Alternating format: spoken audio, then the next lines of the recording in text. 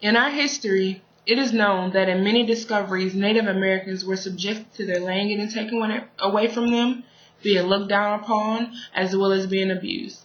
But the discovery of Jamestown, Virginia, and the Plymouth colony seem to have gone differently.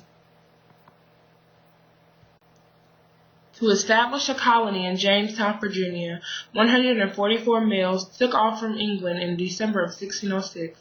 The journey was documented by George Percy and published in the Discourse of the Plantation of the Southern Colony in Virginia by the English in 1606. It is also important to note that George Percy was the governor of the Virginia colony. The discovery of the Plymouth colony had been recorded by William Bradford in surviving the first winter of the Plymouth colony.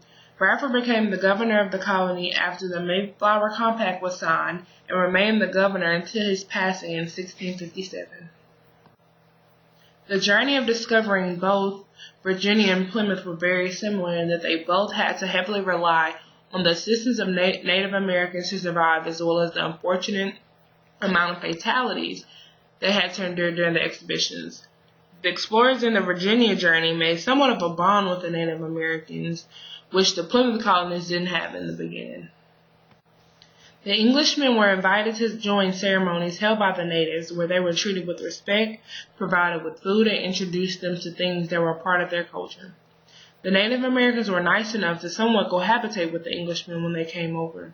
There were some Native Americans who were not at all happy with them coming over and having to share their land, but the leader of Fesify did his best to ease the tensions amongst the natives. He made the statement, "Why should you be offended with them? As long as they hurt you not, nor take anything away by force. They take but a little waste ground, which does you nor any of us any good, just to keep the peace with the Native Americans as well as the Englishmen." Within the Plymouth colony, there was a shift from a group of Native Americans helping sailors to only one person due to the deadly diseases that had gone in and wiped out almost the whole Native American colony that they had built and the families that they had made and things like that.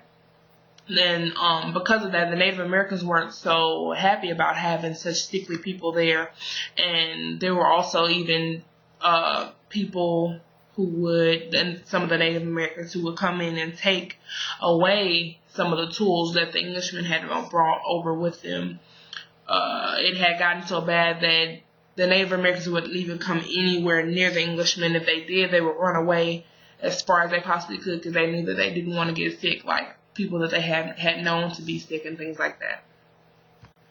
Although some of the Native Americans would give the Englishmen a hard time, there were about 3 that were kind of essential in helping out some of the Englishmen. But there were 2 in particular that had a huge effect on making sure that the Englishmen knew how to plant corn, where to take the fish at, as well as navigate for the English, and that was Squanto.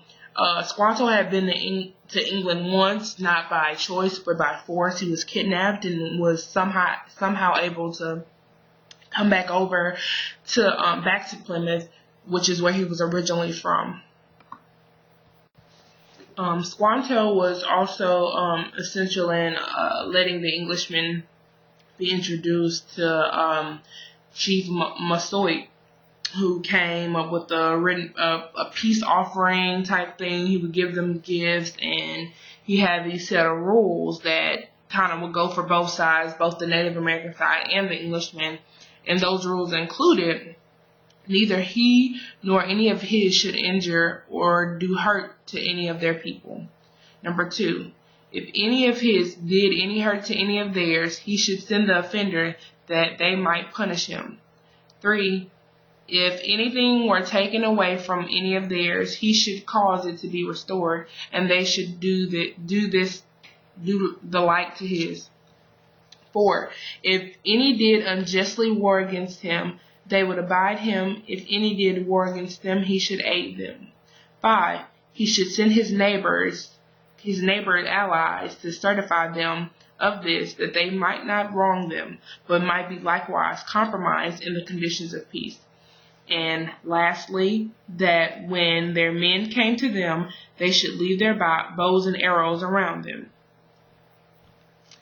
And although there were some Native Americans who didn't like them, they came to these agreements, and from that point on, they were able to coexist and things like that.